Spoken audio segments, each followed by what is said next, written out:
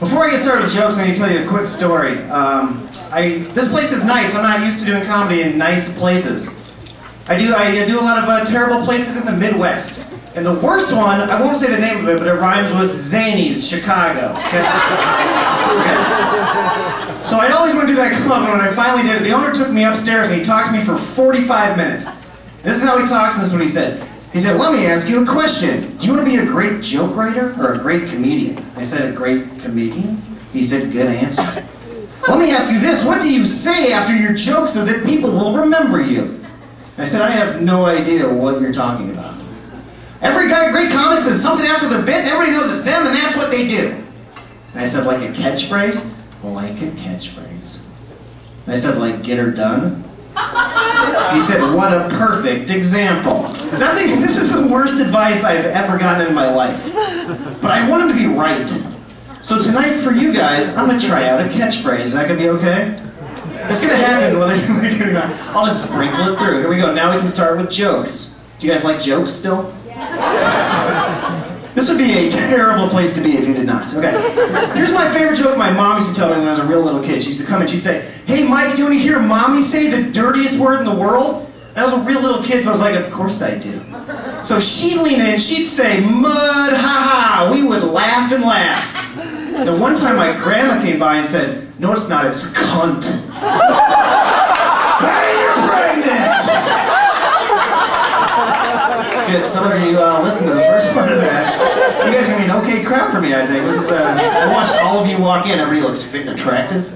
Not everybody, but most of you guys, like, is this the best everyone's ever looked right here, right now? Not me, yuck. Tell me if this has ever happened to you. This is right here, right now, the fattest I've ever been. Has that happened to you yet? It's not good. This is what happens when I'm at my worst physically. I just start hating good-looking people. It doesn't matter if it's a guy or a girl, just hatred. I'll watch TV and hate. Like, I was watching Conan O'Brien, the old one, not the new one. And Pamela Anderson was on there, and Pam is on there complaining that she's never done very well in, like, the Maxim magazine top 100 sexiest ladies list. She goes, oh, the best I've ever done is 16th. I was watching like, what a weird thing to be down about. 16th sexiest in the world. Hey Pam, I don't think I've ever been 16th sexiest on a public bus. Plus I don't have Hep C. Hey, you're pregnant! You're gonna get on board with that.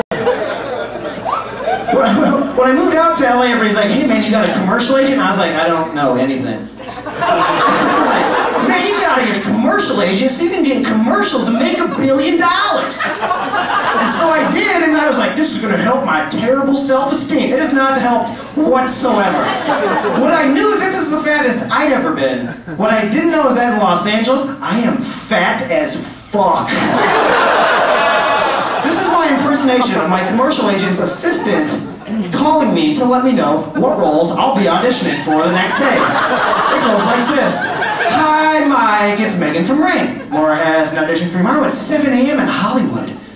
You'll be playing the part of Fat Crybaby. What it was, 1970s tuxedo? We think you fucking have one, so just bring it in. Hi, Mike, it's Megan from Rain. Laura has an audition for tomorrow at 6 a.m. in Pasadena. You'll be playing the part of Blowjob Piggy. What up, it's functional scuba suits, so just go fucking buy a functional... Hi, Mike, it's Megan from Rain. Laura has an audition for tomorrow at 5 a.m. in the Mojave Desert. You'll be playing the part of Sloppy Shit Sack. One of them's just shit in your pants and sit there. Hi, Mike. Laura has an audition for tomorrow at 4 a.m. in Nicaragua. You'll be playing the part of guy nobody will have sex with. What of a shame. The actual emotion. Hey, you're pregnant.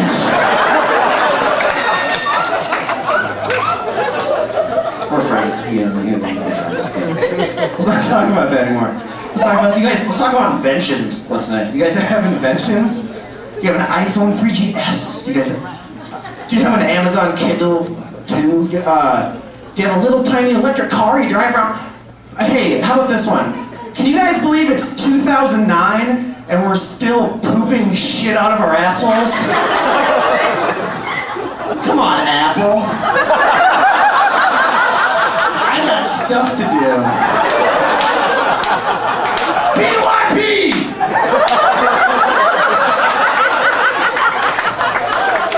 No. I hate my neighbors. I've never even seen my neighbors, but I just hate them through sound. Like, I'm gonna go home tonight, they're gonna be having a house party. This is them at the house party. Ah, hell nah. Ah, hell nah. Ah, hell nah. Hell nah. Ah, hell nah. It's like 4 in the fuck. Hell nah. Hell nah. I'm gonna go over there and be like, you guys having a house party, or is David Blaine here doing street magic? Hell nah. Hell nah. Hell yes, make it pregnant.